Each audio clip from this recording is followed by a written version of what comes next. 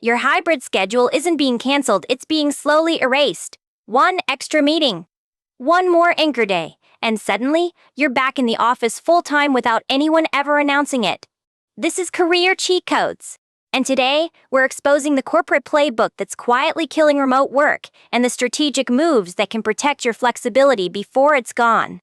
It's called hybrid creep, and according to workplace researchers, it's the most passive-aggressive workforce management tactic deployed by employers in years. Companies aren't sending memos saying remote work is over.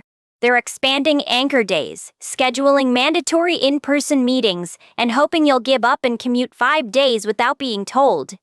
The goal? Get you back full-time without the PR backlash of an official mandate, and the data shows it's working. Let's start with the big picture. Because what's happening in 2026 is a complete reversal of the leverage workers held just 18 months ago. In January 2025, Amazon issued one of the biggest return-to-office mandates in corporate history. 350,000 employees, 5 days a week, no exceptions. JP Morgan followed in April 2025, ending remote work entirely for its workforce. The message was clear: the pandemic experiment was over. At that same moment, 51% of workers said they would quit rather than return to the office full-time. More than half the workforce was ready to walk. Then something shifted. By January 2026, that number collapsed to just 7%. The Great Resistance became the Great Compliance. What happened in 12 months? The job market tightened, layoffs made headlines, and workers realized that leverage had shifted back to employers fast. That's when hybrid creep emerged as the dominant corporate strategy. Why issue a mandate that sparks backlash when you can just slowly turn up the temperature? Here's how it works. The Owl Labs State of Hybrid Work Report identified hybrid creep as a passive-aggressive form of workforce management designed to pull workers back without formal policy changes. It starts with anchor days. Your company says Tuesdays and Thursdays are when your team meets in person. Reasonable enough. Then they add Wednesday for cross-functional collaboration. Then your manager mentions that leadership really notices who shows up on Mondays. Suddenly, 4 days feels expected even though nobody changed the official policy. 43% of workers have become what researchers call coffee badgers, employees who maintain minimal office presence, showing up just enough to be counted before leaving. These workers see hybrid creep for what it is: a slow-motion bait and switch, and they're fighting back with minimum viable compliance. But here's the uncomfortable truth. Nearly 30% of U.S. companies plan to eliminate remote work entirely by 2026. Not hybrid, not flexible. 5 days in the office, period. And some companies aren't even hiding their intentions. About 25% of executives admitted they implemented RTO policies specifically hoping employees would quit. That's right. A quarter of executives are using return-to-office mandates as a backdoor layoff strategy, cutting headcount without paying severance. The strategy is working, but not the way companies hoped. 8 in 10 companies have lost talent because of their RTO policies. And it's not random attrition. A University of Pittsburgh study found that strict RTO mandates led to 14% higher employee turnover. And the people leaving weren't the underperformers. Senior employees and high performers were disproportionately likely to leave. The people companies can least afford to lose are the ones walking out the door. The data backs this up. High-performing employees are 16% more likely to have low intent to stay if they're facing return-to-office mandates. So companies are losing their best people and they know it. That's why hybrid creep has become the preferred approach. It's slower, quieter, and harder to organize against. The tactics are predictable once you know what to look for. First comes anchor day expansion, required meeting days that mysteriously multiply. Then comes visibility-based advancement. Promotions start flowing to people who happen to be in the building when decisions get made. Social incentives follow: free lunches, happy hours, company events that only happen on-site. Miss them, and you're missing the informal networking that drives careers. Finally, manager pressure. Subtle comments about who leadership sees around, casual mentions that remote workers seem disconnected from the team. As Fortune's workplace analysis put it, opaque expectations breed resentment, potentially triggering quiet quitting or job searches. That's the real damage of hybrid creep. It's not just about commuting, it's the erosion of trust between employers and employees and the career anxiety it creates. Here's what makes this especially painful. 85% of workers now say remote work matters more than salary when evaluating a job. Remote work isn't a perk anymore.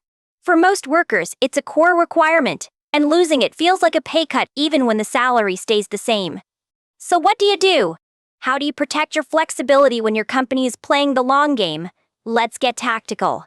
First, document your results obsessively. Output-based evidence is your best defense against presence-based evaluation. Track every deliverable, every metric, every win. When your manager says your team misses seeing you, you need receipts, actual numbers, client feedback, revenue impact. Make your value impossible to ignore from any location. Second, get policies in writing. Ask directly for written documentation of office day requirements. Ask how attendance factors into performance reviews. Put it in email. Ambiguity favors employers. When expectations are vague, they can move the goalposts without accountability. Written policies create a paper trail and leverage for negotiation. Third, calculate your flexibility worth. Ask yourself, how much extra salary would I need to accept a 5-day office role? That number is your negotiation floor. If your flexibility is worth $15,000 a year to you, that changes every career decision. Know your number. Because if you're pushed toward full RTO, you'll need it. Fourth, map the promotion pathway. Explicitly ask whether advancement at your company requires increased office presence. Some companies won't admit it, but visibility still drives promotions. If base time matters more than output at your company, you need to know that. Not to comply, but to factor it into your career math. Maybe this isn't the right company for your goals. Fifth, build a remote-friendly network. If flexibility is non-negotiable for you, start cultivating relationships at remote-first companies now before you need them. The worst time to look for a remote job is when you're desperate for one. The best time is now when you still have options and leverage. Remember, the companies losing their best people to RTO mandates are creating opportunities somewhere else. Remote-first companies are scooping up top talent that hybrid creep pushes out. But let's be honest about the trade-offs. Fighting hybrid creep isn't free. There are real risks to pushing back, and you need to weigh them. If you're at a company that's quietly forcing everyone back, swimming against the tide can mark you as not a team player. That's career damage in some cultures.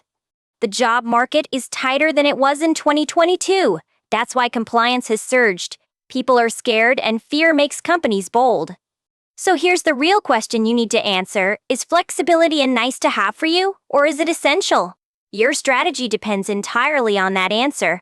If it's essential caregiving responsibilities, health needs, lifestyle requirements, then you need an exit strategy, not a compliance strategy.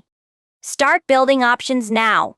If it's a strong preference but not a deal breaker, then strategic compliance might make sense. Show up when it counts, maximize impact, and document everything. There's no shame in either choice. The goal isn't ideological purity, it's building the career and life you actually want. And here's the silver lining in all of this. The companies losing talent to RTO mandates are learning expensive lessons. 14% higher turnover isn't sustainable. Some companies will reverse course, others will double down, but the data is clear. Forcing people back creates churn, and churn costs money. The question is whether your company figures that out before or after you've made your move. Your job is to be ready either way. If you found this breakdown useful, hit subscribe. We cover career strategy like this every week, the moves that actually matter when companies won't play straight with you. Let's recap. Hybrid creep is real, it's deliberate, and it's designed to get you back to the office without the blowback of an official mandate. 30% of companies are coming for your flexibility. 25% of executives are hoping you'll quit instead of comply. The numbers don't lie. Document your value. Get policies in writing. Know your number. Map the promotion path. Build your network. And decide whether you're fighting, adapting, or leaving. Your flexibility isn't a gift from your employer. It's a term of your employment. Protect it like the asset it is. That's your cheat code for the week.